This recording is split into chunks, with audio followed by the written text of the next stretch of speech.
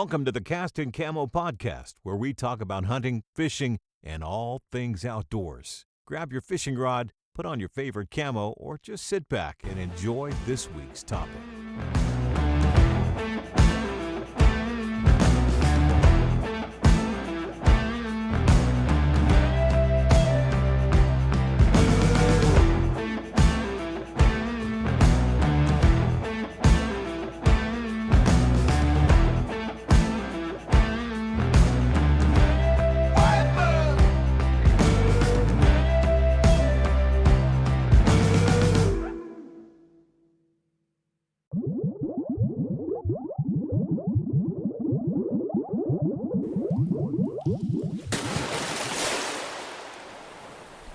Cast and Camo begins now.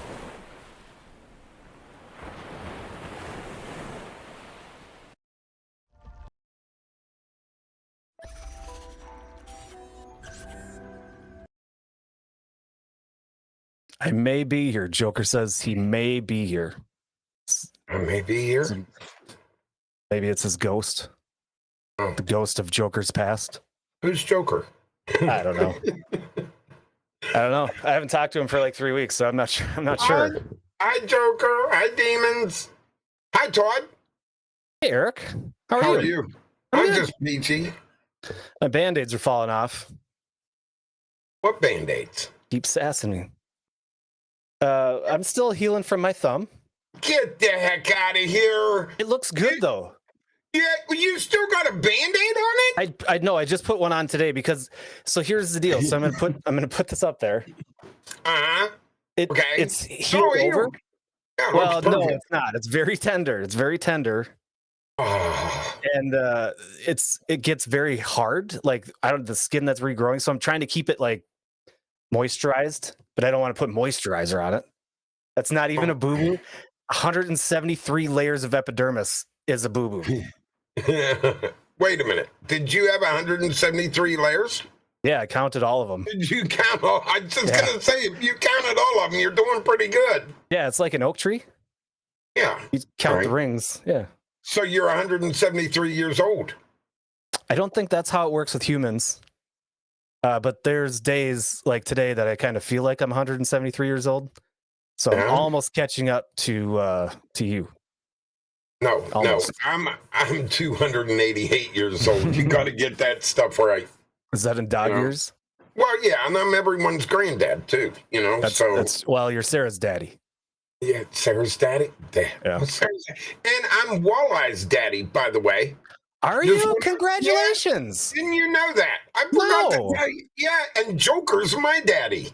Wow, a lot has changed. You want to talk about an interwine twib? We're like really, Anyway, I thought I could hear the banjos a little bit. Near. It was, yeah. It's so if I get that right, you. Don't even try, because Casey Smokey's my adopted son. God. Oh. Yeah, I adopted him as a son. Yikes. And that's painful. Believe me, it's very painful. Yeah, it can cost me a lot of money. Well, welcome in, everybody. It is Sunday evening, and we are live Cast and Camo on Twitch as Cast and Camo. Walla is calling me Papa. That is actually, I like that. I think we should all start calling Joker Papa. Papa. Okay. Yeah. So let's do some housekeeping. We got a lot to talk about tonight. I'm excited for tonight's show. I think it's a great topic leading into we're in the swing of things for deer season as far as archery goes. And we're coming up on gun season pretty much around the way. And Deer Butch coming in. Speaking of Deer Butch coming in with a big ass raid. Thanks, Deer Butch. Welcome in. Thank you, 55 years, we can finally call Vexus a deer killer. Right. I know. We're going to get into that. But let's do some housekeeping first. Welcome in everybody from Deer Butch's raid. Welcome all first-time chatters. Thank you, Deer Butch, and we appreciate everybody coming in. But let's take care of some housekeeping. Yep. So as I said, we are live on Twitch. If you're watching on YouTube later or listening on Apple Podcasts or Spotify Podcasts, and if as you hear us talking, we're engaging, we're interacting with the people in our chat. If you think that sounds like a blast, which it is because we're awesome, and you want to join in on that fun, come and check us out live on Twitch every Sunday night, 7 p.m. Central. Cast and Camo on Twitch. And if you're watching on Twitch and you say, hey, I kind of want to see some of the episodes that these guys have done because they're awesome. Hi, Luna. You can go check us out on YouTube as Cast and Camo TV on YouTube. Give us a subscribe and likes and comments. Don't make comments like Banana Sack does. He scolded me about not wearing a harness. And I didn't appreciate that, Banana Sack. Calling me out in public. Just kidding. I need to start doing it. And I'm going to start. I mark my word. I am promising that I'm going to start doing it. I was going to do it this weekend, but I forgot to bring my harness. So you got a harness? I've got like 5 of them. Okay. They come with every fucking stand I buy. All right. So I just keep throwing them. I'm pointing as if y'all can see it, but I've got my scent crusher right behind me. They're all sitting in the bottom of my scent crusher. I don't throw them away. So I have a bunch of them. I just never use them. So you've been using them in your scent crusher. And I don't know how many people in chat know what you're talking about, but we both have scent crushers. Yeah. So your scent crusher, you're using it for 5 straps that you never use that you're ozoning. Are they kind of ozoned out now? They may not be good. I take them out. They're in like a tote. They're in a tote. I literally have a tote of harnesses, right? Oh, all right. Luke's yelling. Okay. Everybody's yelling. I mean, I know. I'm gonna start using them. Y'all have convinced me. I was in a hurry on Friday again, and about halfway there, I'm like, son of a bitch, I forgot the harnesses, but I wasn't turning around. Is it true you forgot your flashlight? No. Well, no. Yes, and no. We'll get into that. I'm bad at not wearing one too. Yeah, Walla and I are all right. Bosom buddies there. Let's get back to housekeeping. Yes, housekeeping. YouTube, Cast and Camo TV. Check out our old VODs on YouTube. You can also go to our website, www.castandcamotv.com. We've got the last, I think, 12. We're allowed 12 episodes, and I'll eventually get around to putting them all on there. But right now it only fits 12, so you can watch the last 12 episodes. Or check us out on Apple Podcasts, Spotify Podcasts, Cast and Camo. More housekeeping. We've got some sponsors. Our first sponsor that we like to talk about is Texas Select Seasonings. One of the reasons we did not do a show last week is because I was on my meat weekend. And it was fabulous. And I used all things Texas Select Seasonings, brisket, butts, ribs, and it's like the perfect amount of bite and not bite. I don't know. I honestly love his rubs. I love his rubs. He has my flashlight now. Yeah. Here we go. This is what you carry. You know what? We'll get into that. Yeah. We'll get into that. We're talking about our sponsors right now. All right. Let's go back to the next one. Sea Arc Boats. Everybody check out Sea Arc Boats. ! Sea Arc in chat. I forgot to put ! BBQ in chat. Will bring you to Texas Select Seasonings. And Texas Select Seasonings, you get a discount code Cast and Camo in all caps, and you get 15% off all of the seasonings that you can possibly want for anything. And I'm telling you guys, they are phenomenal. Sea Arc Boats, ! Sea Arc in chat will get you to the link. They've got some awesome boats. Check those out. Find a dealer close to you. I do love my rubs. That's right. And then last but not least, Deer 30. They are right out of Eric's backyard, Deer 30. Minerals, food plot stuff, everything you could possibly need to get your land ready and sustaining big deer and growing big deer. And last but not least, !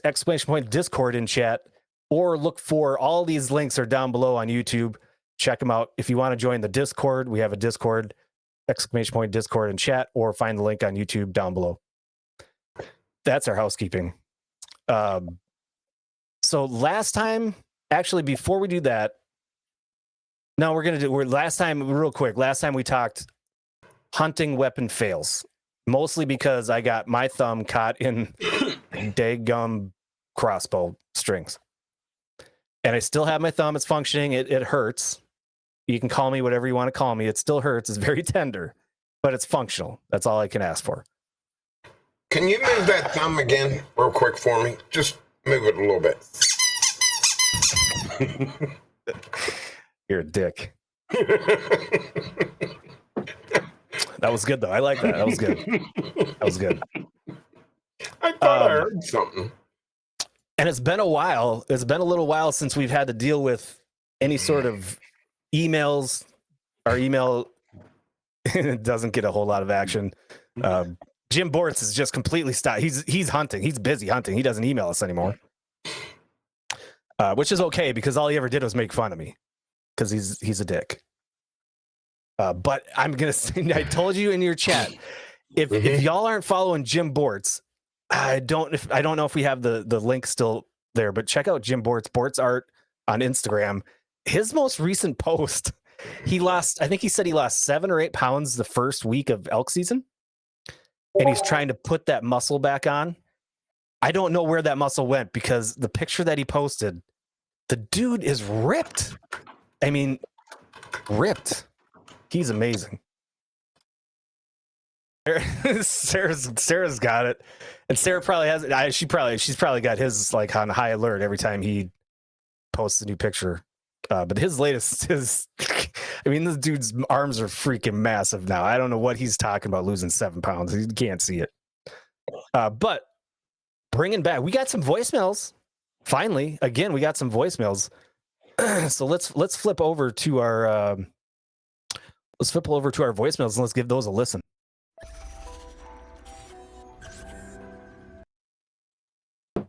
All right. So the first voicemail, the caller ID is from Kentucky. That's all I know. We'll see who's calling. Is it Pam saying, "Hey, do the laundry"? I don't know. We're about to find out. So let's listen to that. I just checked. I don't see her on the phone. So okay. Here's the voicemail. Hey asshole, you shot me last week. I had to go to the vet to get healed up. I broke your damn arrow in half and left it in the field. I got laid off from my job last month, so I don't have any insurance, so I'm sending you the bill. See you during rifle season, asshole. Not sincerely, the buck you shot in Kentucky. really, Wow. I first of all, how dare you shoot a deer and wound it that lost its job and doesn't have insurance anymore and can't pay the vet bill? Now you're going to have to pay the vet bill. Are you going to pay the vet bill? what bill? The vet bill. There ain't no vet bill. Okay. Yeah, he can go home and go to sleep. Well, he said see you in rifle season, so he's got something up his sleeve. Well, I hope he does. I'm waiting for him. Okay. All right. Well, that was the first voice. Let's play the second voicemail. This one, the caller ID is from Minnesota. We'll see what this one says. I went back to bed last night, looking for my mama. She was nowhere to be found. I saw your truck was there, so I thought I would reach out and see if you knew where my mama is. It's been a whole day and we've never been apart this long, and I really miss her. Sincerely, the Lonely Fawn.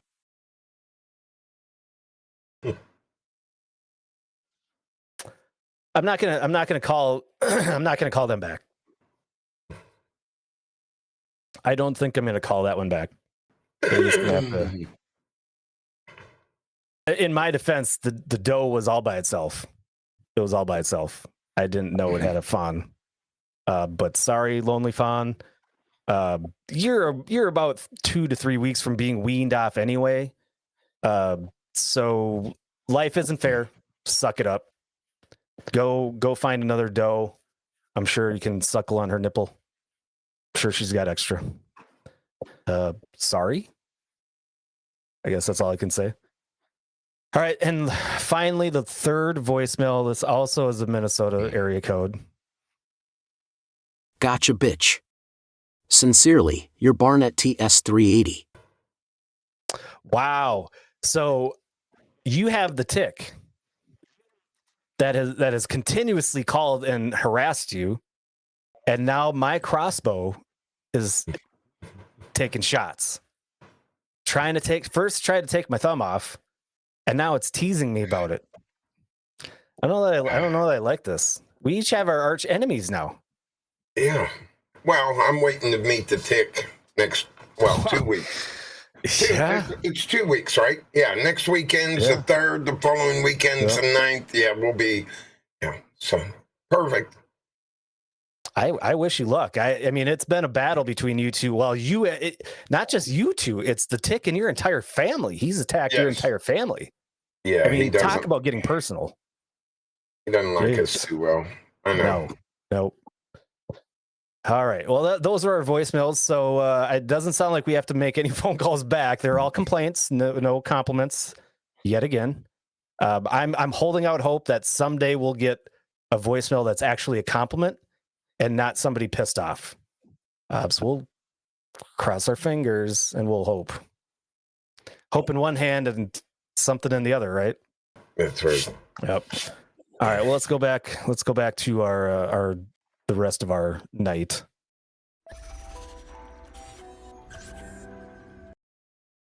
All right. So the topic tonight is hunting season. Well, we're going to talk about the hunting season. We're going to talk about the deer that I shot last night. Real quick. I don't want to spend too much time on it because we have a lot of stuff to cover as far as the topic goes. And the topic is deer calls. How do you use deer calls? When should you use deer calls? Does it matter? Time of day, time of year? Does it change? We're going to talk about all that stuff because there's a lot more variables than I think a lot of hunters realize, and they don't do it. You know what I forgot to do? I have to go back to housekeeping. I forgot to mention our discount code for Deer 30, Deer 30 in chat. And the discount code is Cast and Camo 24 for 24% off. I don't know how I could have forgotten it. I had it covered up. So sorry, Deer 30. We'll get that in now, and we'll get it in at the end of the show as well. Deer 30, Cast and Camo 24, 24% off. All right. So a recap of yesterday. I want to do just a little something in honor of what happened yesterday.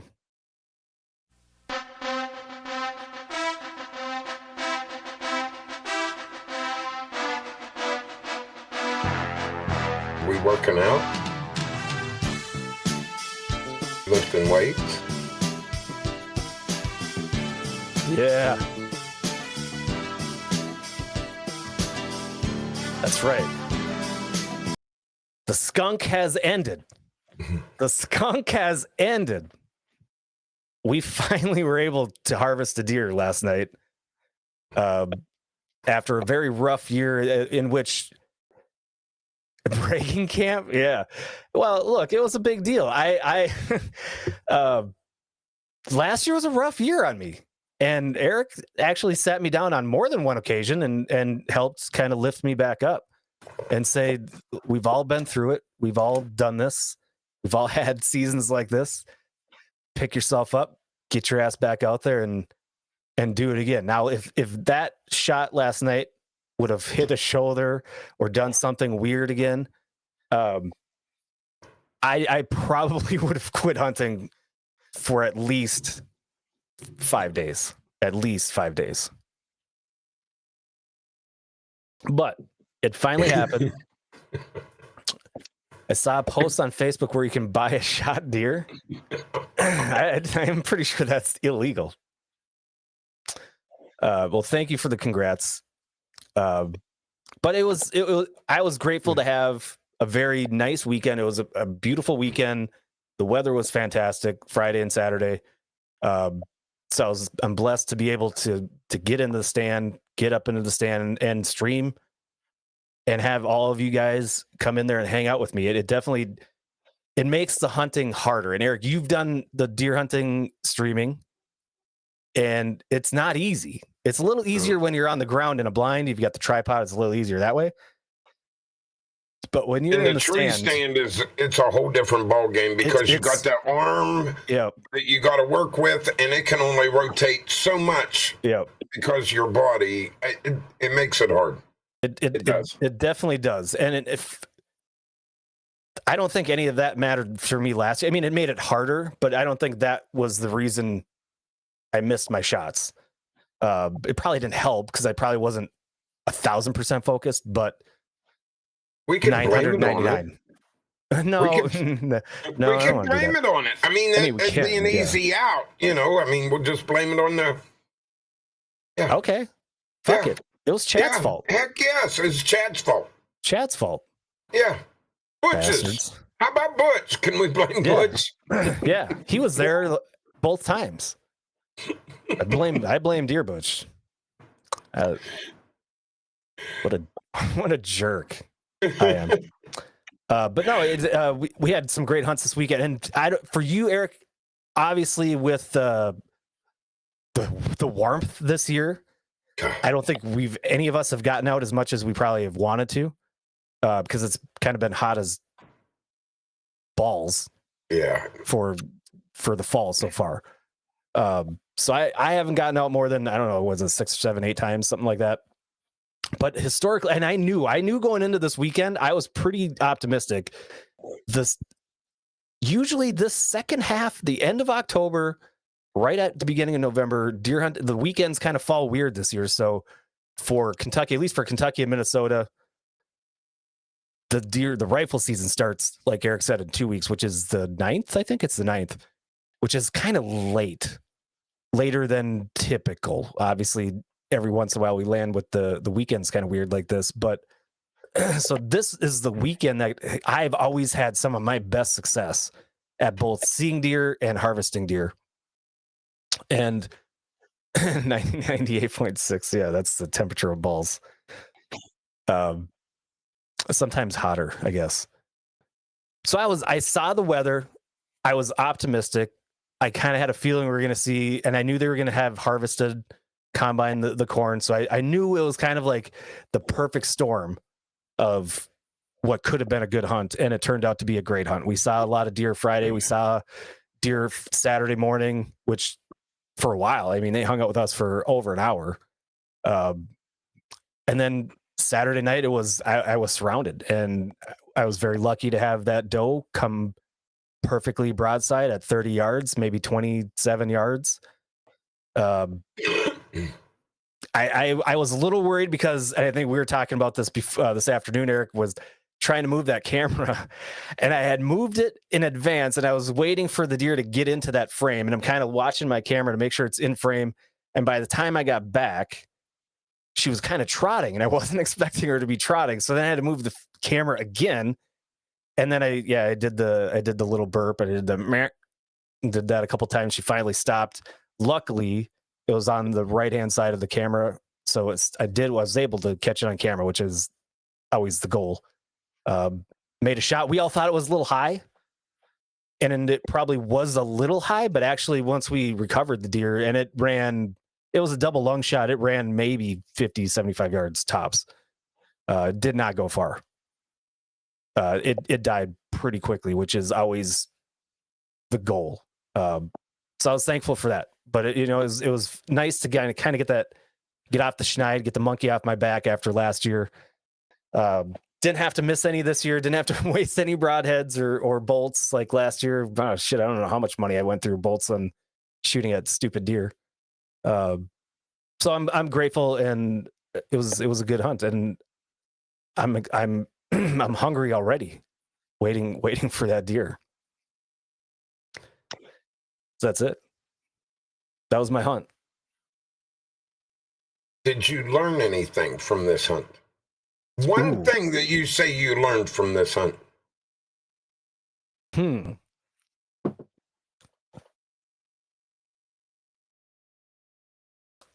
going to say it anyway, even though I've already learned it.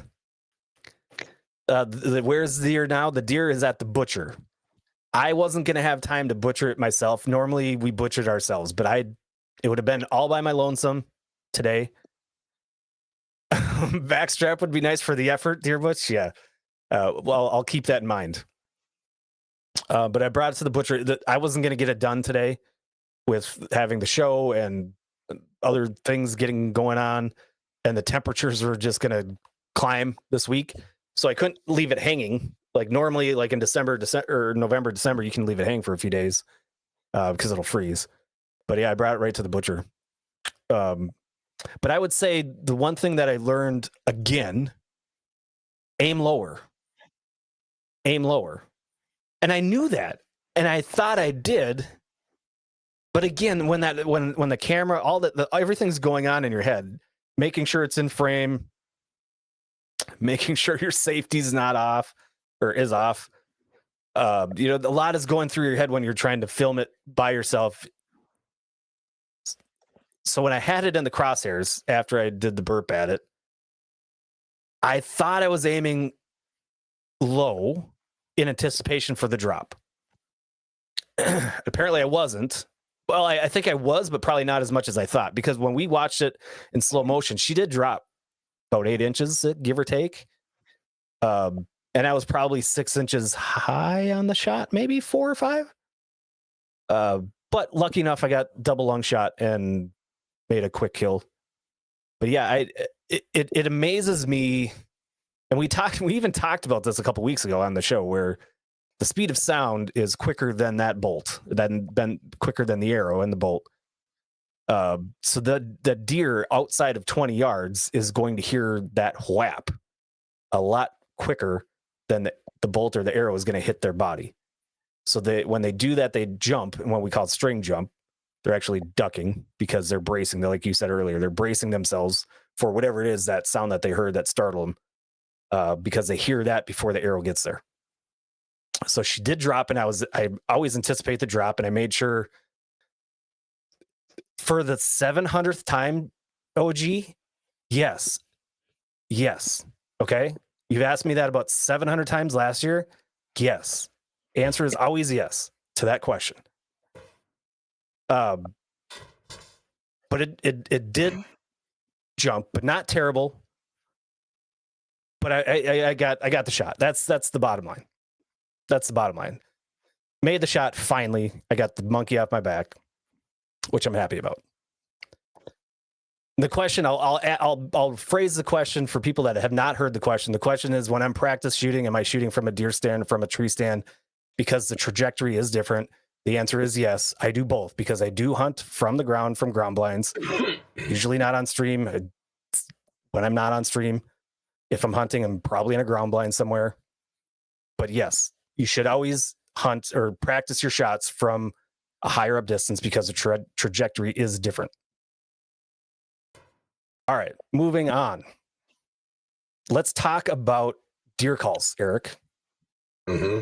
And I know this is something that I'm excited to talk about, because you actually know your okay, I'm going to rephrase that. You know your shit on a lot of things. I'm not indicating that you don't know your shit on other things, but this is one of those things where I've come to you and I listen to you as a mentor for this type of thing. I mean, I could go to YouTube, but I know you have spent a lot of years in the field and doing the research and doing studies with people like, hopefully you bring that up tonight. But calling deer is something that you know a lot about, and in my opinion, you're pretty damn good at it. And to kind of start this off, there's people always, like, over the last month or so, people have said, in my stream, hey, are you calling? Do you have a call? Do you have a bleat? Do you have a grunt? Are you rattling? And the answer was always, no, it's too early. It's early fall. It's early season. A lot of those types of things aren't going to work. There are times that you want to do the calling, whether it's a grunt, a bleat, or the rattling. And there's times you don't want to, because you might do more harm than good. You might scare those deer away. So early fall, we kind of have this broken down. What I kind of want to do, Eric, is kind of go through the phases of that deer season, because each of those phases kind of dictates what call you use, how you use it, and it can change depending on that phase. And the first phase, which we were kind of just talking about, is that early fall phase, where everybody, like I said, everybody asked me, are you using this call, that call, this thing? No, because in that early fall, correct me if I'm wrong, they're really, especially the bucks are still kind of grouped together in early fall. Not that you can't see single bucks or bucks that are alone, but they're typically going to be kind of in a little bachelor group. They're kind of just getting to know each other and getting to know who is who and what's what. So if you go in hard if you got your rattles and you go in hard, that's not the season to do hard rattling because they're not in combat mode. They're not in competitive mode yet. They're just chilling. They're chillaxing. They're bachelors. They're hanging out, playing Nintendo.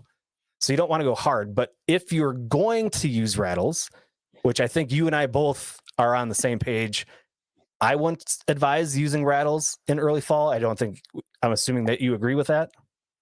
Yeah, but definitely not. I would not use rattles until almost the end of the pre-rut, going into the full rut. Yeah. And I would tend to agree with that. Now, I know there are guys that will do the rattle early fall, but when they're doing that, what you want to keep in mind, if you're going to use a rattle early fall, mimic the season, mimic the time. No, you have to understand the phases of what you are in that deer season. And like I said, you can't just in the early fall, you can't just go banging those things together. It would have to be a little. Can you grab your things and kind of give a little tippy tap? Well, you don't have to if you don't want to. Hold on. You weren't ready for me? I thought we was going to do the early fall first. Well, yeah, but if you're going to rattle, this is just one of the rattles. This one I've had since I've been like 19, 20 years old. So if you're so you got to remember, if you go out there and start banging these things together and you got a buck 50 yards that you can't see, you're going to scare the living crap out of that buck. Exactly. Do not ever start like that. I mean, the biggest thing of it is you want to just test the waters. And like I was telling Todd earlier, I don't think any of these bucks in the fall, early fall, are even going to mess around with even trying to spar because they're still trying to get to know each other and get used to the area. And then as their neck starts to swell, they start getting into the pre-rut. They get a little bit more spicier, and then they get in the end of the pre-rut to where the rut's going to start. Their necks really swell up, and they start tearing the heck out of trees, ripping them to shreds, building their neck muscles for anticipation of the fight. So are there any advantages to using real antlers over plastic?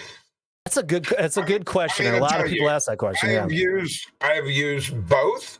I have a whole bunch out in the garage, and I have 3 or 4 set up for deer rattlers, and it has never made a difference that I've noticed. I've called them in with both.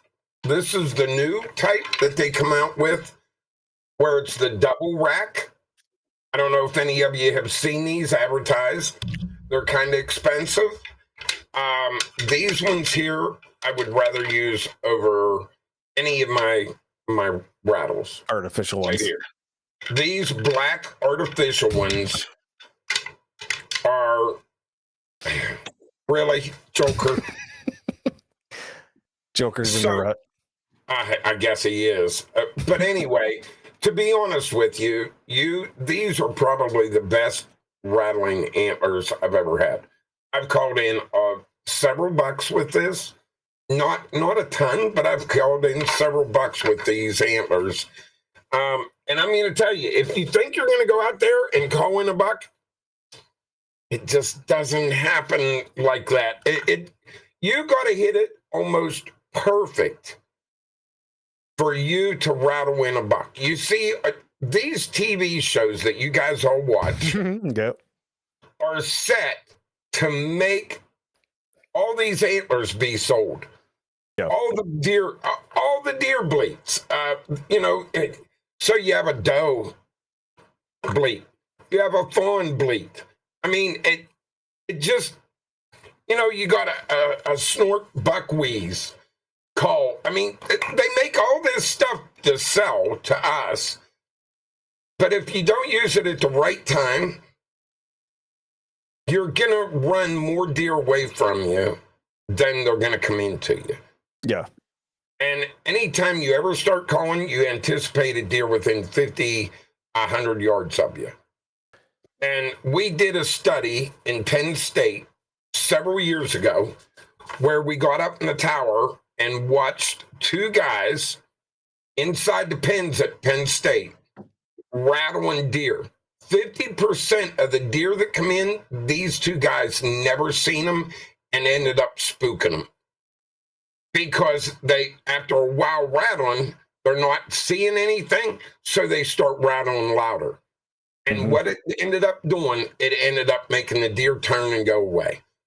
And one thing I will say, anytime you got a buck coming down the field, like Vexus last night, he's sitting there in the field. If that would have been a big buck coming down the field, and he would have reached over and grabbed this grunt call and blew it when that deer was 70 yards down the field, that buck, I guarantee you, would have stopped in its tracks and looked around, and it probably would have left the area because it's not ready yet. Right. It probably would have went right back the way it came. So if you got a buck coming in, don't screw around with your deer calls. It's already coming. Leave it alone. Yeah. Let it come in on its own. If anything, last night I wanted like some sort of a call to tell her to slow down. Like whoa, like there should like for horses. There should be a whoa. You did do it. Well, yeah, but she was coming in a little too hot. There's a lot going on. But yeah, I did the mer. It took a couple tries, but she stopped. Well, you got to remember too, when they're trotting like she was, a lot of times they don't hear it immediately, and sometimes it takes a couple times, and it usually will stop them in their tracks. Yeah, either that or a whistle. And then after you shoot the deer, I've had a lot of hunters tell me they'll grab their call and blow it as loud as they can, and that'll stop the deer that was just double lung shot or shot from going much further. Oh, really? I've heard that a million times from hunters. I guess I had never even thought of that. I swear that after they shoot the deer, they will immediately start blowing on their grunt calls for that deer to hear that and stop again. You know, just to kind of slow the deer down a little bit. Sure. Whether it works, I've never done it, but I've heard a lot of people tell me that they do it. I'd be too afraid that it would scare it even more and it's going to run further. Well, Deer says that you had me at mer. See, most of the time when you shoot them with a bow, they have no idea what the hell happened to them, or you shoot them with a gun. Yeah. All they know is there was a loud noise and they're trying to get out of there. Yep. They don't even know they're double lung shot yet. No. Nope. You know, they have no clue. So the deer is still a deer. It's not feeling that pain yet. True. So it may work. I don't know. I've never done it. You guys tell us. You guys all tried this year. Yeah, everybody try it. Let's get back together. Get the class back together in a few months, and let's talk about results. It's not a terrible logic. I mean, I understand the logic. It makes sense. I've never heard it, and I've never tried it. It'd be interesting. Yeah, I've had hunters tell me that quite a bit. And and here's another issue here: the snortwees. So when the snortwees first come out in calls, they come out with a similar one just like this, where it's a double system. And then a few years later, they come out with one that sits on top of the call for the snortwees. I do not, I'm going to tell you, I have literally probably 50 calls over the years. Swear to God, I do. It's actually ridiculous.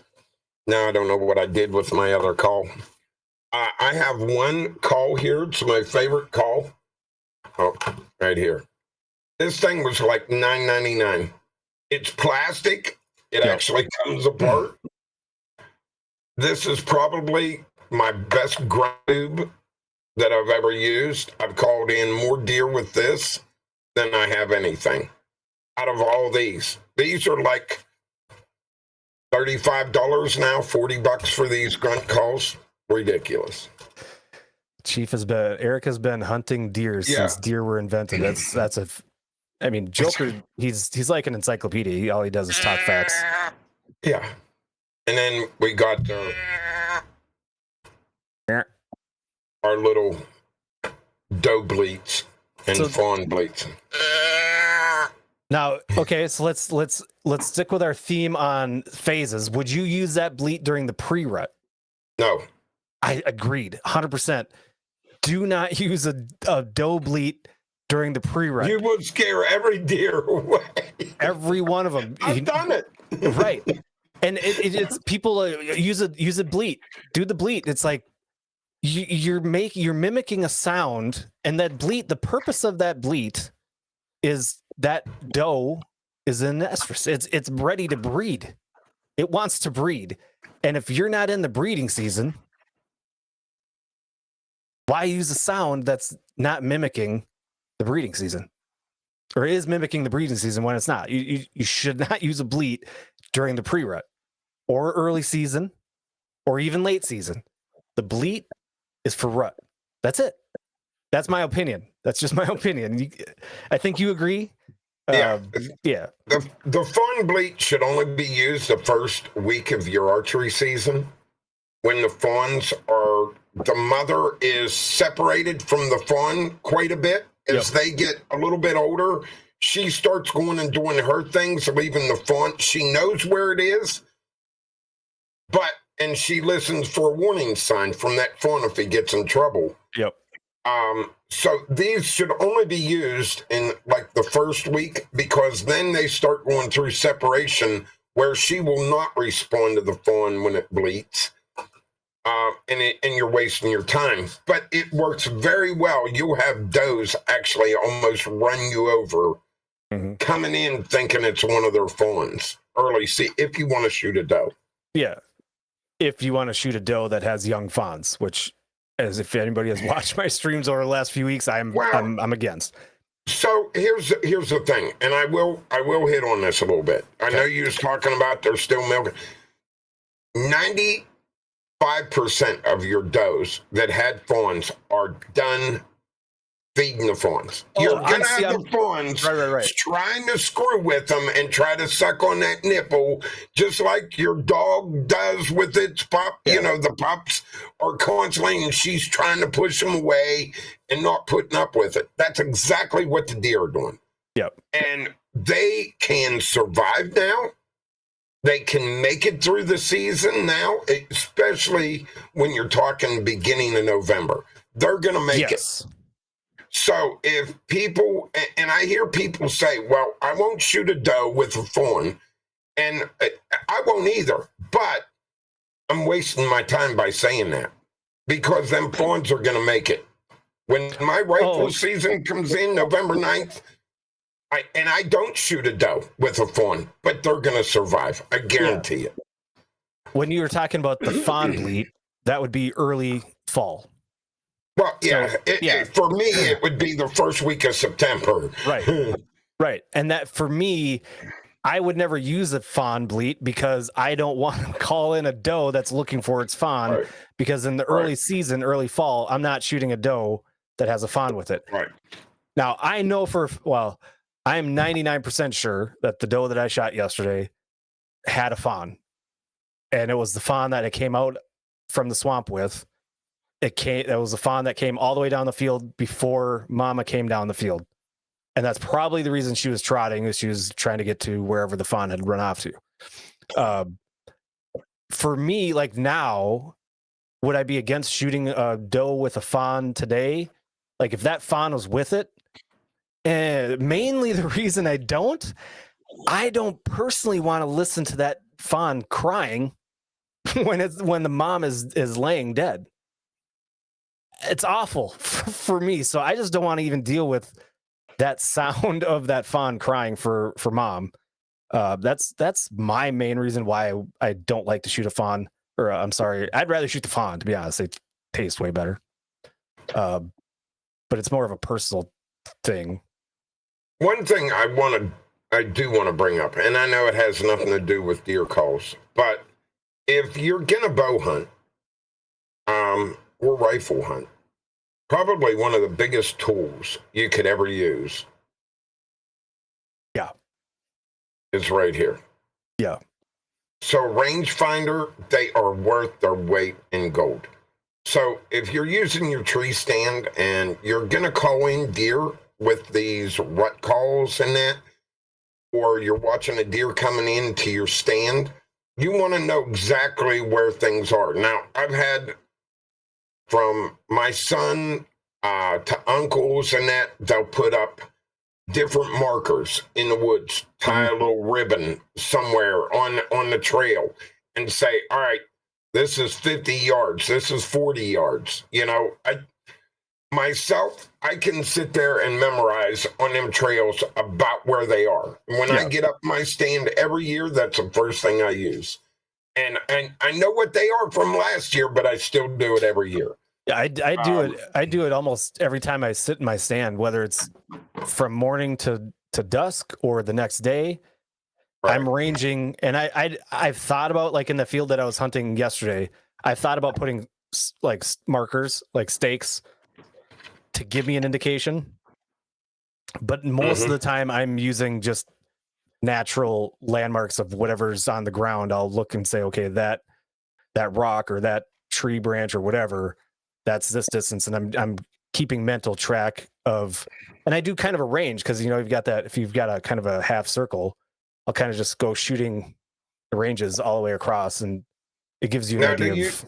Have you judged what halfway across that field is? I don't know, because you were zoomed in last night, so it didn't give me any kind of depiction of how far that was. I want to say it's about 60 yards across, and she was about halfway. She was right around 27, 28 yards. Okay. When you were on the edge of the tree line right there, correct? Yeah. Or were you in the woods a little bit? No. I'm literally right on the field line.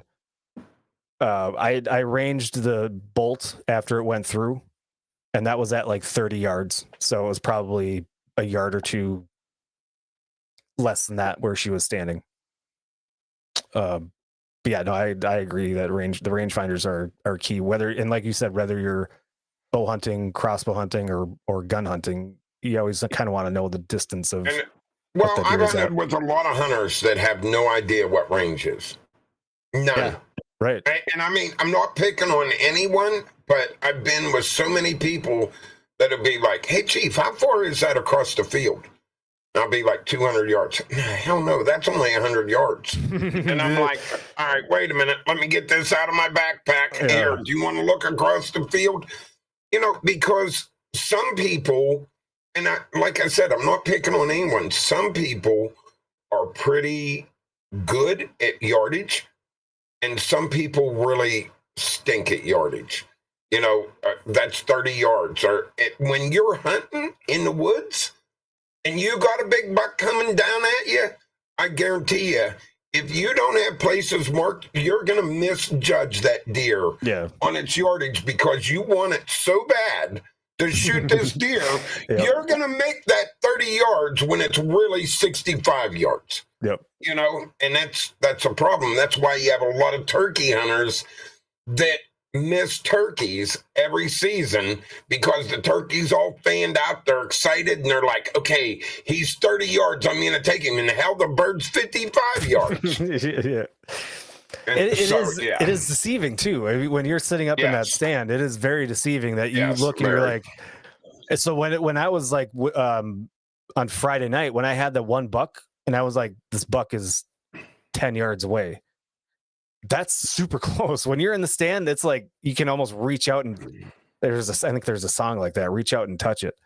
And the doe that hit me up in the afternoon yesterday, it was less than 10 yards behind me. But when you're looking out there, it's funny because you're like, that's 20 yards, and then you go and you range it, and you're like, 35 yards. What the hell? And I grew up not using a rangefinder. I didn't, rifle hunting is all I ever did. So whether it was 50 yards or 75 yards, 30-06, it didn't matter to me. I aimed for the heart and pulled the trigger. But yeah, rangefinders are key. See, and my rangefinder is only a 450. You don't need much. What am I going to shoot over 450 yards? Yeah, can nothing.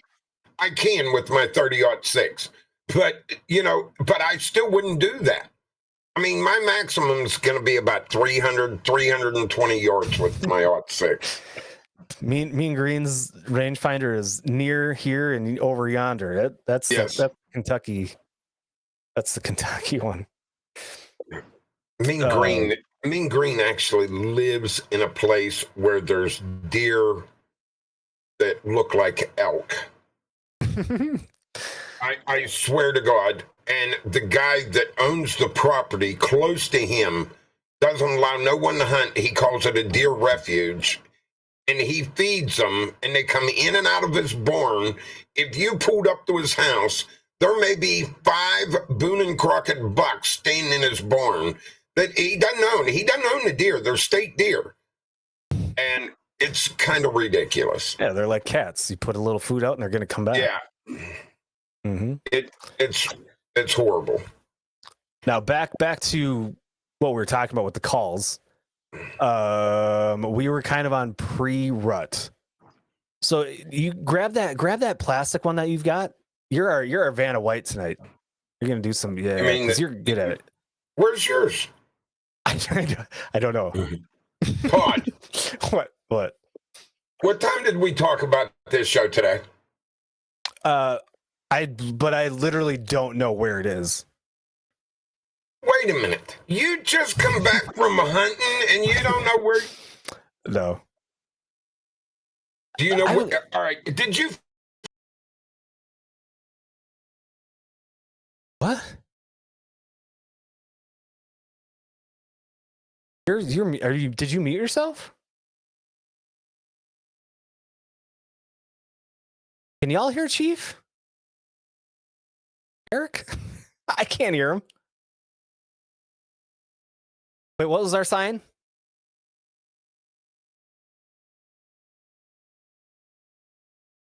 Hit the button.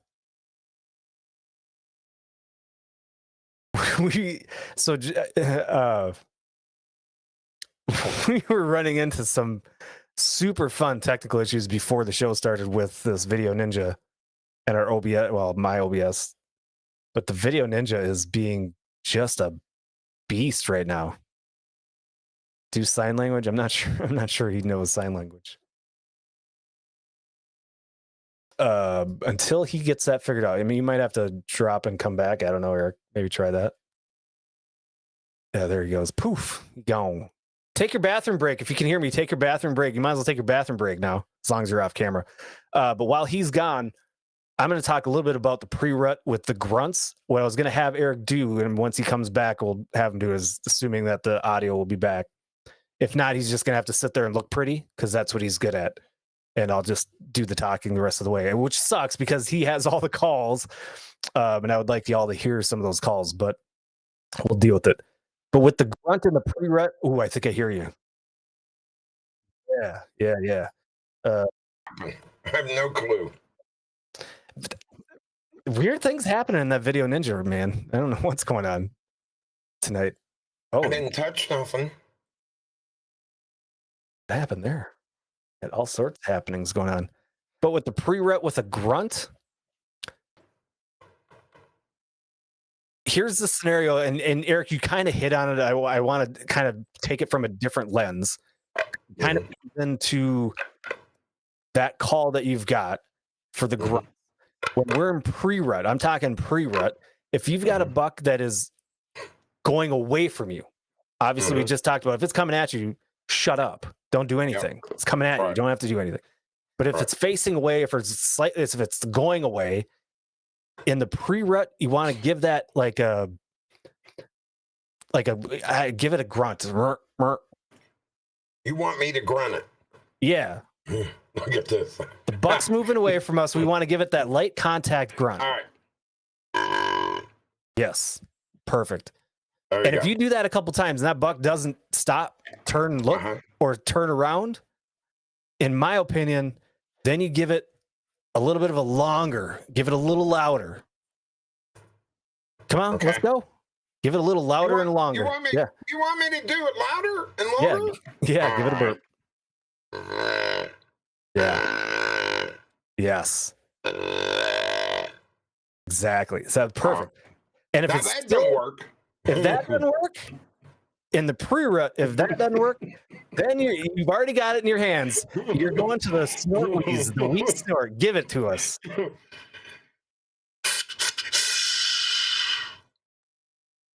That good enough? That was perfect. Do it again. Yep. You want me to do it again? They're going to make fun of me for the next hour. What are you talking about? This is textbook. Do this the snort wheeze. Pay attention to what he did there. He did it twice. Both times it's the same, and both times, as expected, Eric knows what the hell he's doing.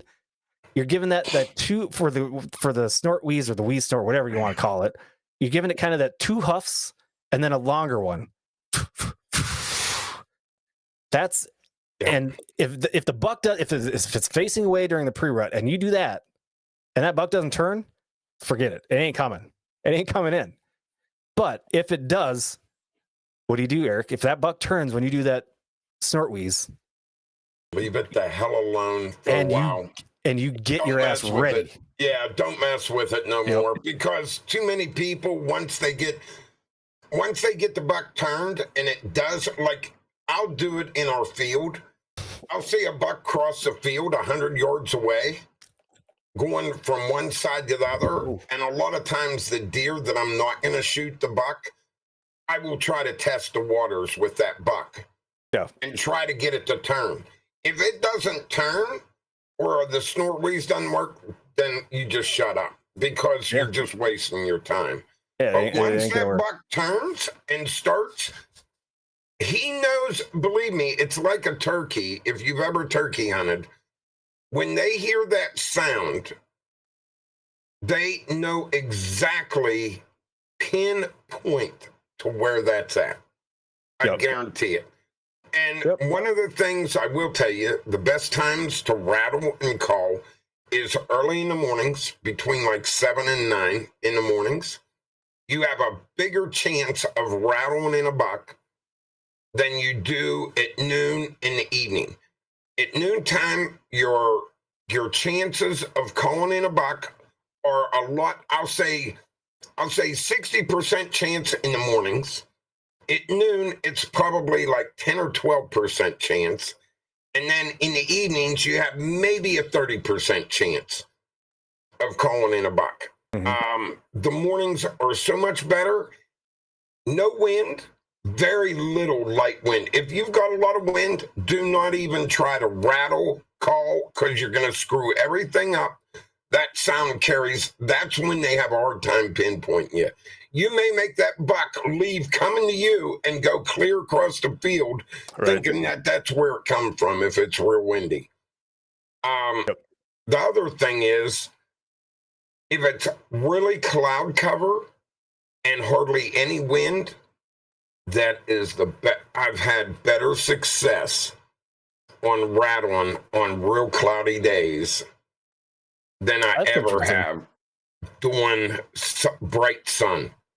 And I don't know why, but it seems to make a huge difference. Interesting. That's interesting. Yeah. I wonder if it's just because I don't know. I'm going to shut up because I don't know. I'm just telling you my experience over past 45 years that I've deer hunted. And I used to hunt 5 and 6 states for almost 30 years, 25 years. And I usually killed a buck every year in every one of them states. All I can tell you, it is, for some reason, for me, when it's overcast, you can call in the deer a little bit better. I shot a buck every year. Well, I'm sorry, Todd. I used to hunt a lot. I'm teasing. But that gets us to the most exciting time of the year, the most wonderful time of the year. That's when that song should be played, is during the whitetail rut. Every whitetail hunter lives for the rut, as we should. It's when the deer are the most active and, in my opinion, easier to hunt. Now, this is where you get the doe bleat, and we talked about already, but in the rut. Now, early fall, very little calls. And if you're going to do the calls, if you're going to rattle, you shouldn't. But if you're going to, very light. If you're going to do grunts in early fall, you shouldn't. But if you are, very light contact grunts. Pre-rut, you can get a little bit more aggressive. Start getting that wheeze snort, that snort wheeze in. Bring that into the mix. Still don't touch the doe bleat.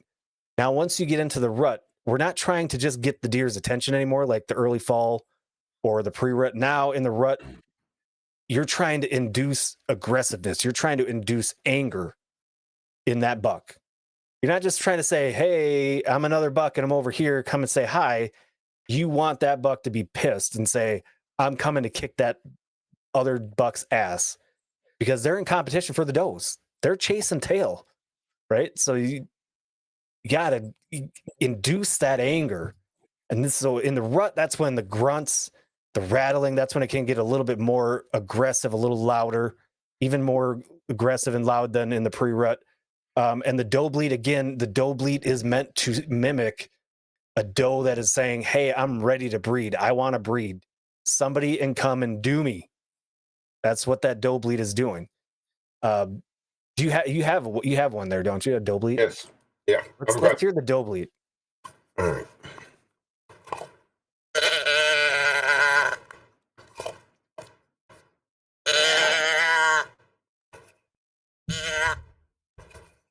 I actually screwed that one up. Those little cans. Can you hold that up? Can you show everybody hold that can up? I freaking hate those cans, but they work. I mean, it is what it is. This is the actual full doe bleat, and this here's the fawn bleat. Okay. So this one's a lot older. This one's back when I was 16, 17 years old. I bought that. So I mean, they have their place, but you have to know. I'm dead serious. Just practice on deer. That if you guys go out and kill a deer, there's nothing wrong with you going out to your hunting spot if you've already got your deer and test some of this stuff. Yeah. You know, because practice makes perfect. And if you don't practice I've done this. I've blown grunt calls on deer in the spring, the summer, the fall. And I'm telling you, every time I blow one of these grunt calls in the off time, they'll look up and look right over to where you just grunted from. And you usually see that little white tail going like this away from you. 90% or they don't react of the at time. all. Like they just don't give a shit. Right. Yeah, So that's kind of the theme of tonight is when to use. You can use calls. There are a plethora of calls out there to use. It's knowing when to use it, which is why I wanted to break it down by the phases of that deer season, because it does make a huge difference. And a lot of guys that don't know any better. And I was one of them. I didn't know any better growing up. Like, you know, it's just, you have a grunt. You know, when are you supposed to use it? How you're supposed to use it? I never knew. So you learn as you gain experience. You're muted again. Old video ninja. And he'll come back.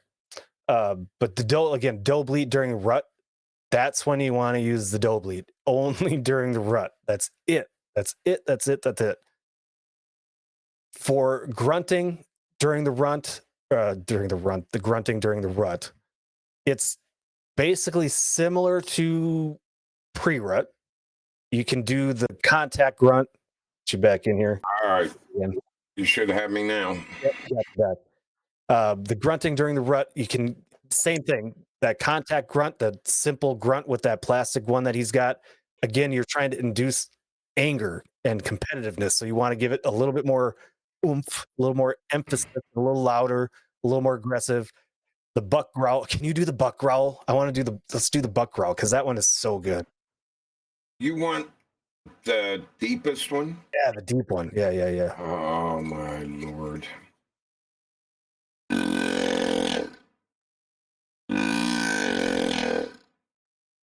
Yes. So there's two different type here. These two were actually made from the same company. The one with the bones on the end, the deer bone.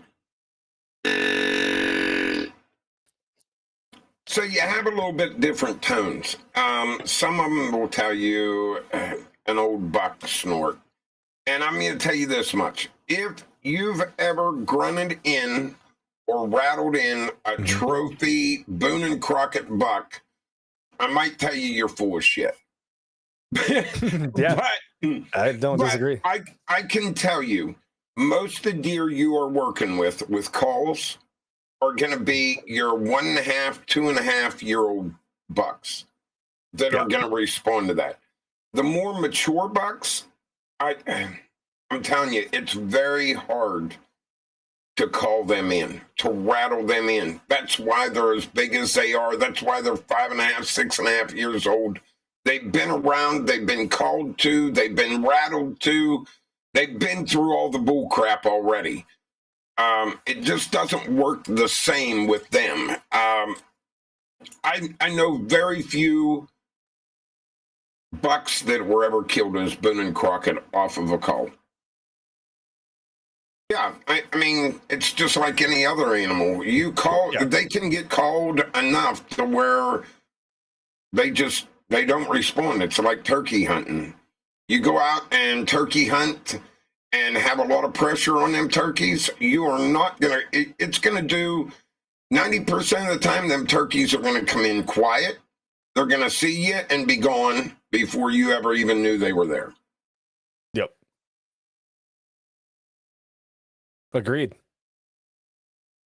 Okay, let's talk rattling, because everybody loves to rattle. Like grunts, I like grunting. I like the grunts. But rattling is what everybody gets so excited about.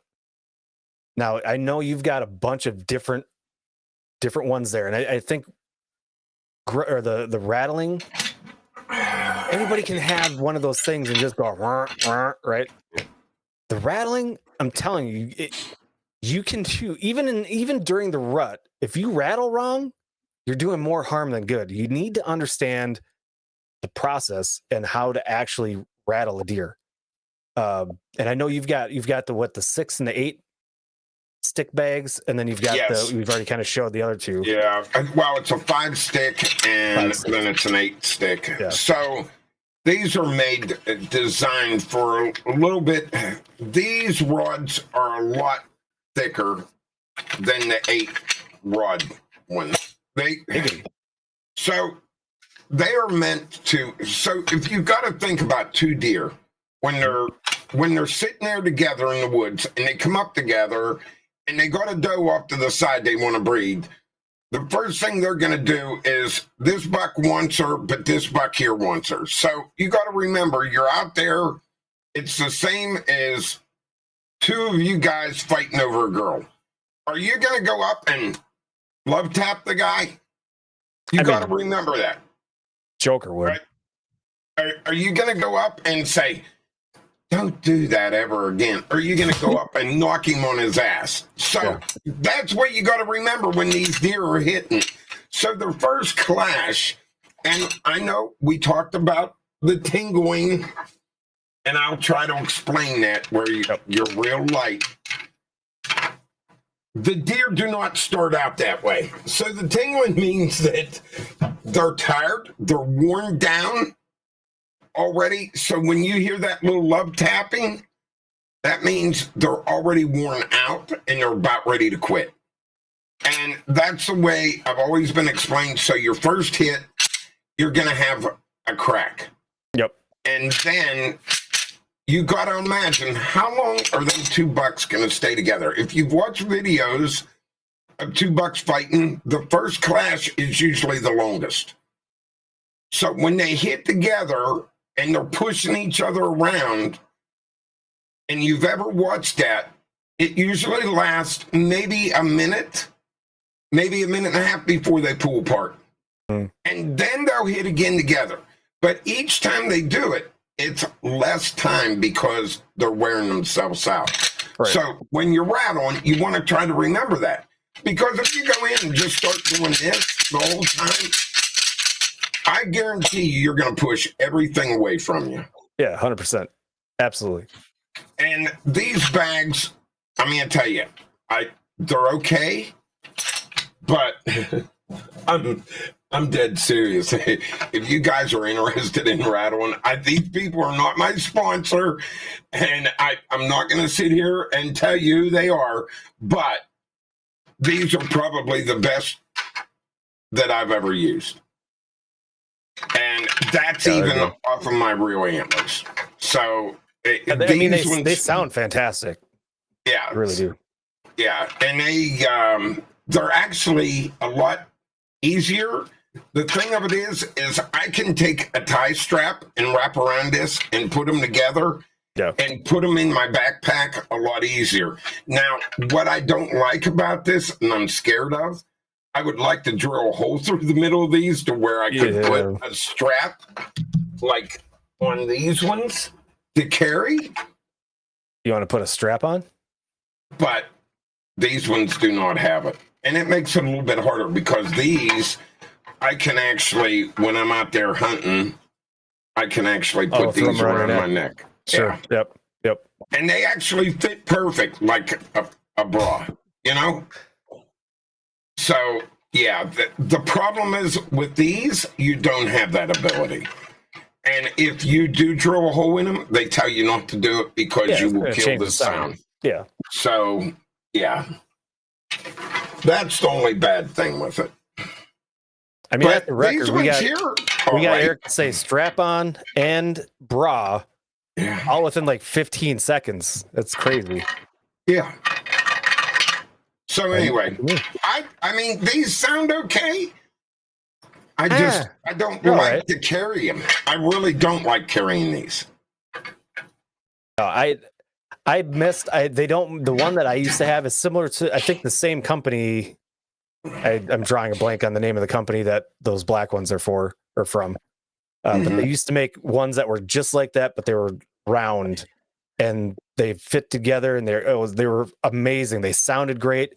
And I think I dropped them at some point in the woods and they're gone and they don't make them anymore. So I'm going to have to get me some of those rattlers. I got to get new ones. I'm all out. And like I said, everyone says, well, real antlers are better because that's what they hear. But you got to remember, real antlers, once they're off the deer, they do not sound like they do on the deer. Right. When they're actually attached to the deer, they don't make the sounds that we hear. So supposedly this black pair is supposedly closer. I don't know. Is it Primo? On these? Yeah, is that Primo? I think it's Primo. Does it say? I'm not seeing it on the front of them. Okay. I will put it in, I'll look them up later and put it in chat in Discord. Yeah. If anyone's interested. We've talked when to use the rattlers, how to use them. Now, how often, Eric? I know the answer. You tell us, how often should you use, if you're rattling, how often should you do it? Well, me? Yep. So about every 20 minutes, if I'm on a stand and I know there's deer around that area, maybe not right next to me where they can hear me, I will rattle for a couple minutes and maybe I'll grunt a couple times this time. Next time, I'll wait like 15, 20 minutes and then I'll do it again.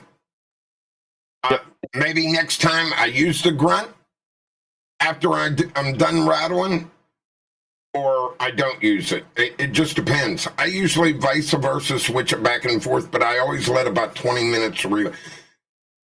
I've seen people rattle deer, and it takes them 5 to 10 minutes to come in. Yeah. So they're out there circling. They're not sure. They're wanting to come in, and then finally they approach. I've also been rattling and look and see a deer running right at me.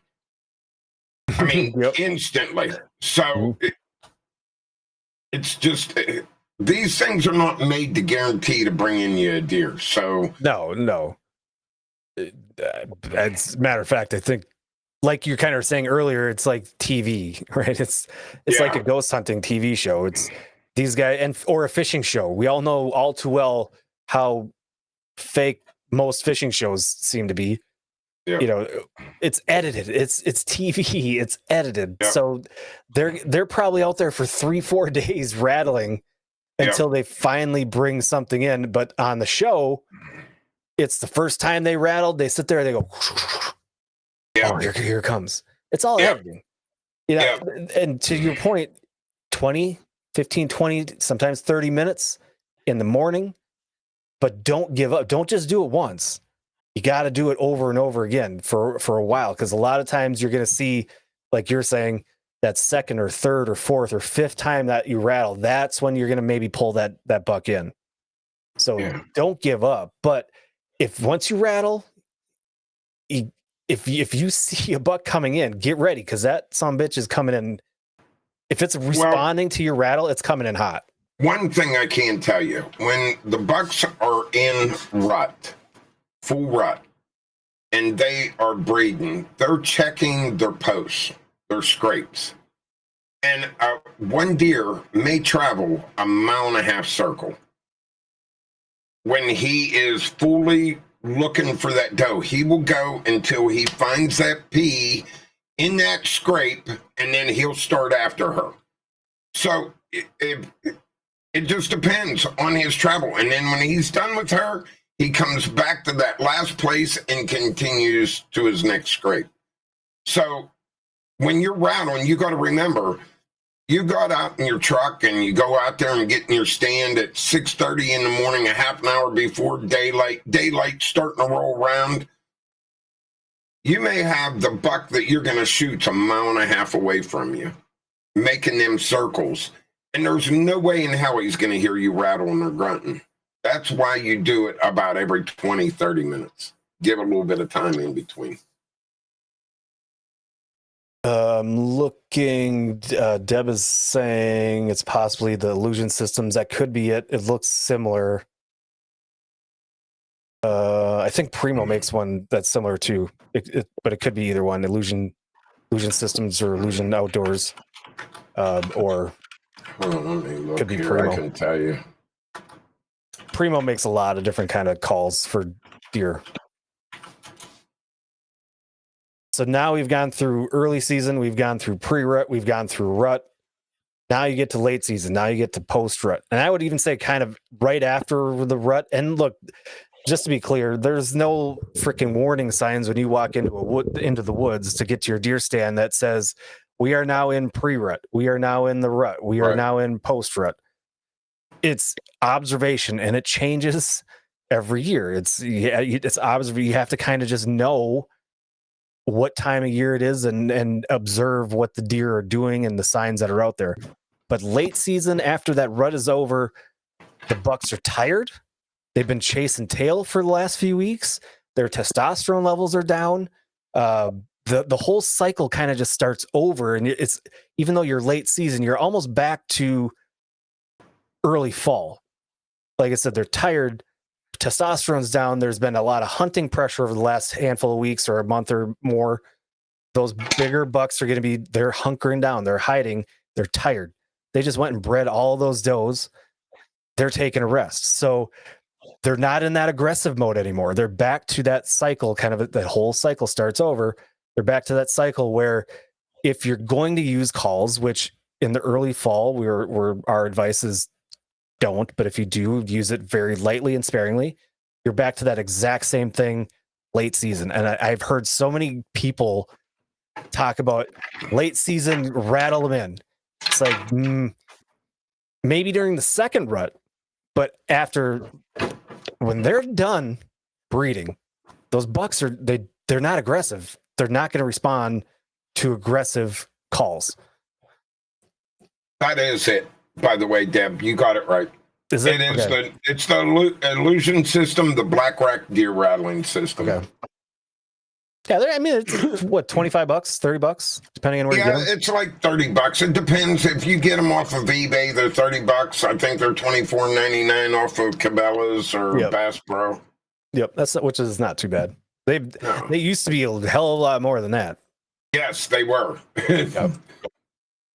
Which is I think actually kind of like interesting. I think I paid like $60 or $70 for these when I bought them, but that was several years ago too. So yep. So that we've gone through all, what is it, the 4 seasons of deer: early fall, pre-rut, rut, and late season. Anything else that you want to cover with as far as calls, or any other calls that you want to show or give an example of? No, not really. I've gone over almost all my calls that I brought in the house. Now I got other calls, but I just went out and got in my backpack and started grabbing stuff out when we talked about it and brought it into the house. And now I got to remember to put this back because I know what's going to happen. I'm going to go hunting. I'm going to be like, I'm going to kill Todd. Yeah, well, we're in pre-rut now, baby. You gotta get some of that stuff ready. Yeah, I know. I'm giving. See, tonight this was all about. Thank you, Banana Sack. This was all about giving you some practice and kind of getting you into that groove of calling that buck, that growl and that snort, the wheeze. Now, one thing I was gonna say, you don't. If you want to do the snort wheeze, you don't have to go out and buy one of those big fancy things. I mean, they're cool, and I want one. We just got a follow or something. I can't quite see at the bottom, but thank you for whatever that was.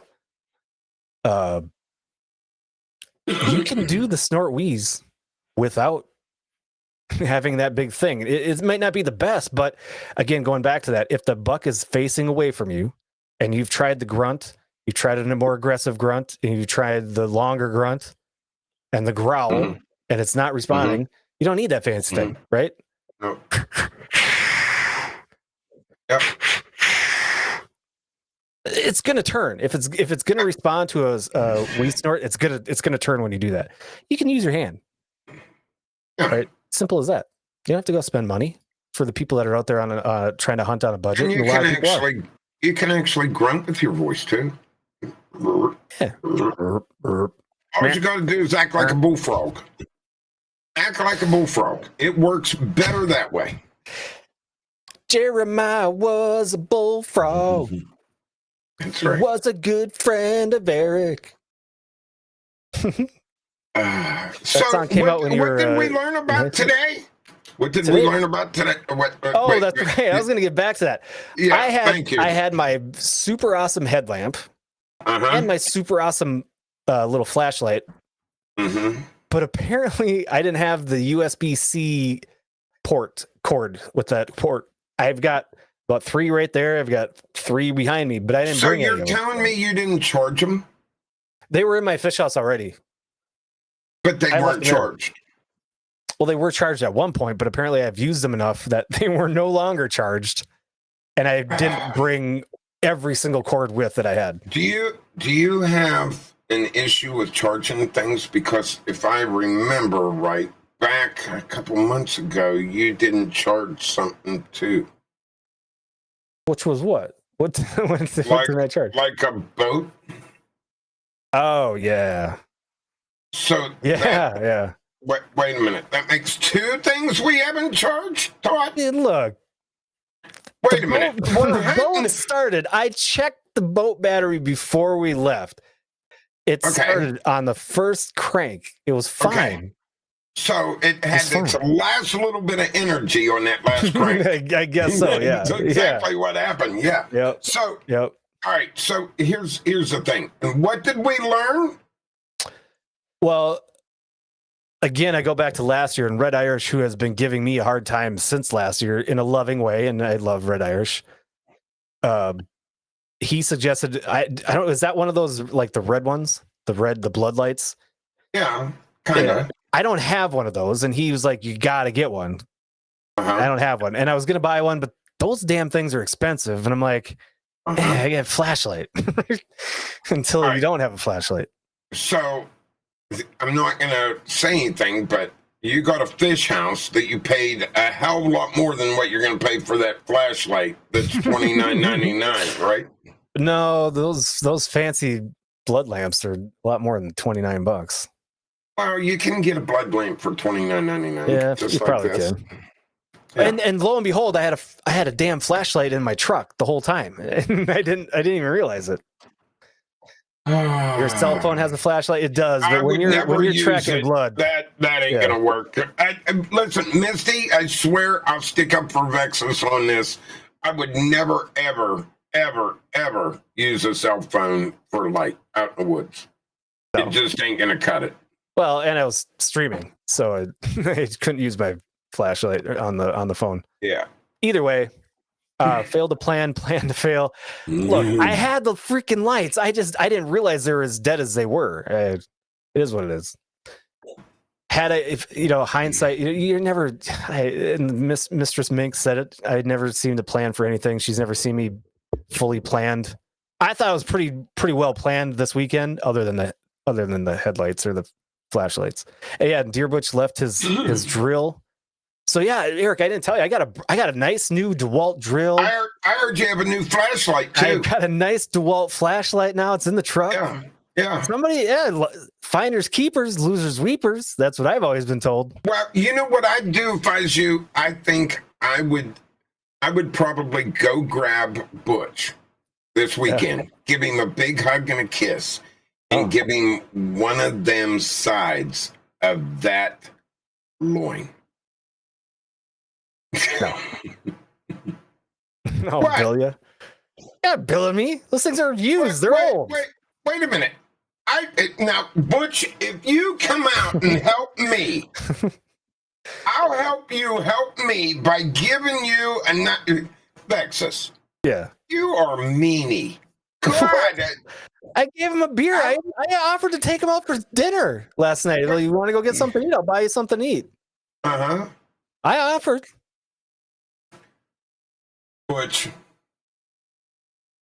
Okay. If we're gonna play these reindeer games, ask him how many minutes, how many feet he drug that deer.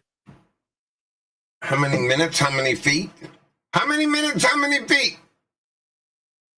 Yeah, but wait a minute.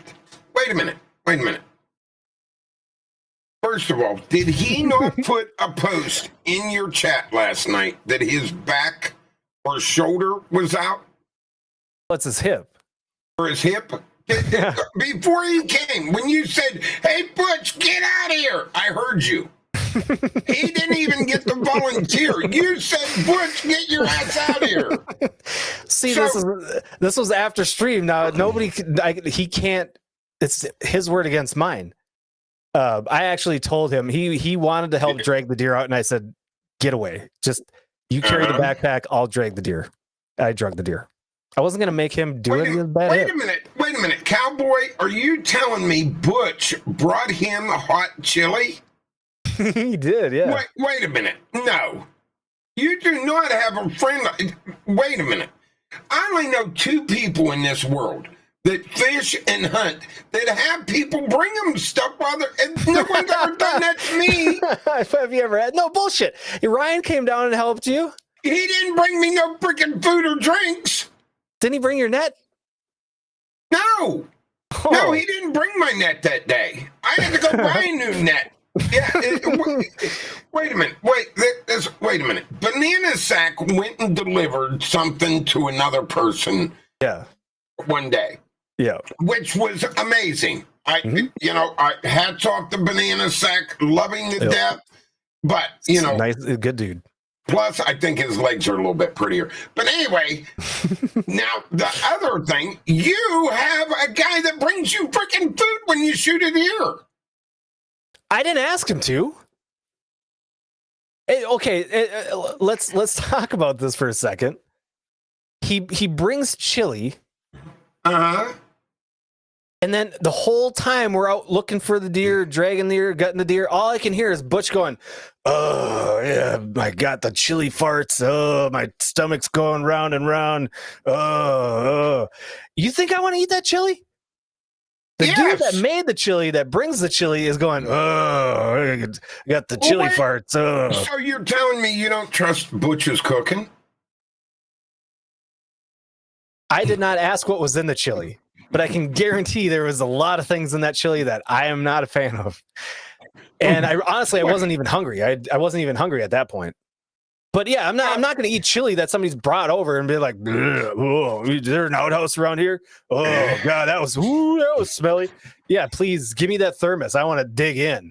Well, just like Cowboy said, you know it's good chili then. When he is moaning and grunting, you know it's good chili. 100%, Cowboy. I'm right with you, brother. That's See true. this? Now listen. If you have friends that bring you stuff over like that, you got to treat them right. Give them a little cuddle. No. Hug. He's still farting. He said he's still farting. I don't want that chili. Hell no. Mm-mm. I gave him a beer. I offered him another beer. I offered to take him out to eat. Of course, he didn't want to go out to eat because he had things to do. It was 9:00, and he said he had things to do. Well, maybe he's got a woman on the line somewhere. I mean, first of all, would I come out there with you if I had a woman on the line? Now, if he did, that means he's a hell of a friend. I mean, I can pretend with you that he had a woman on the line. We can definitely go with that angle. Sure. I just wanted to help the guy with no light. I mean, I could have went and got a light. Poor Butch is sitting at home in his chair, comfy, and you go, Butch, get your ass out here and help me. And I'm like, wow. You know, I forgot about his hip until he got there. I was like, oh, he's got a bad hip. And he mentioned something as we were walking out into the cornfield about his hip, and I was like, oh shit. And I asked him, like, if you can't make it, you can't make it. It's not a big deal. Like, I'll go. Well, I mean, big deal. I forgot about the hip. All right. So you're having a Vexus get-together deer cookout, right? Well, okay. we're running over, but that's okay. We're having fun. Yeah. Ryan wants when he shoots his deer, or however many deer he shoots, he has asked that I come down and help and teach him how to make the summer sausage that I make. I'm willing to come down. I'll come down and help. Wait a minute. You just got a deer. Can we not come up there and have a big cookout? Sure. And eat and put that whole deer on a spit. No. Both ends. No. Spit and start turning. What do you mean no? That's a waste. Why would you do that? Because Butch is hungry. I'm hungry. You know, Cowboy's hungry. Paranormal's hungry. We'll all be there. I'm hungry too. Let's make a party out of it. We can have a party, but it ain't going to be with that deer. Deb's hungry. Deb would even be there. Deb's there. Yeah. So, now it would only work if well, I'm trying to think of who. Pam, you would have to bring Pam because who else is going to cook? We have to demand somebody to cook. She's staying home. Okay. Her and Katie's staying home. I'm going to leave them two here. Rachel, Katie. Yeah. I'm gonna leave them here. We could throw a party. We'll throw a party in Walleye's garage. Hey, hell, I'm already there. Toddsters, we're on our way. Toddsters, pick us up. That's right. Yeah, look at this. You see, I'm getting everyone. Soggy's the only one that hasn't spoke up. Him and Joker. I mean, we'd all be there. You're serving the food, cooking it. We'll be there. Anyone can come. Yeah. Blizzard wants to know if he can come. It's invite only. Invite only to the pants party. That's right. Here we go. I'm left out again. Speaking of pants and sausages, exclamation point BBQ in chat to get that link to Texas Select Seasonings. Use Cast and Camo in all caps as the discount code to get 15% off your order.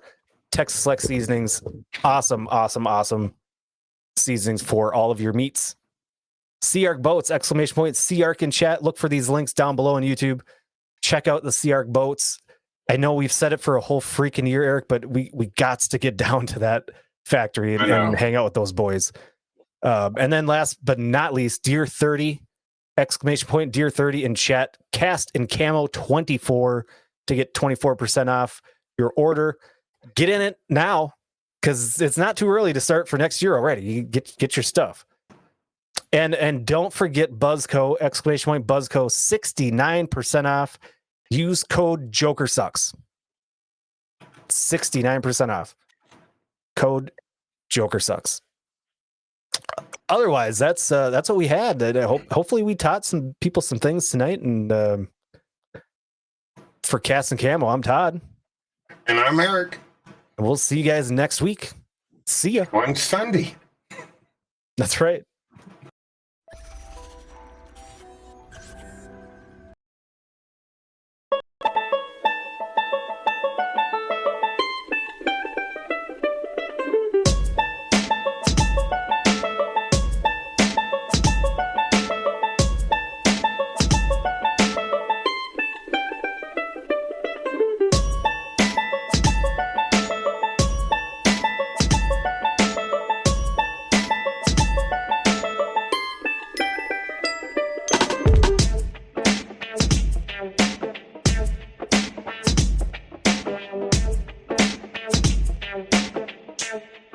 Thank you.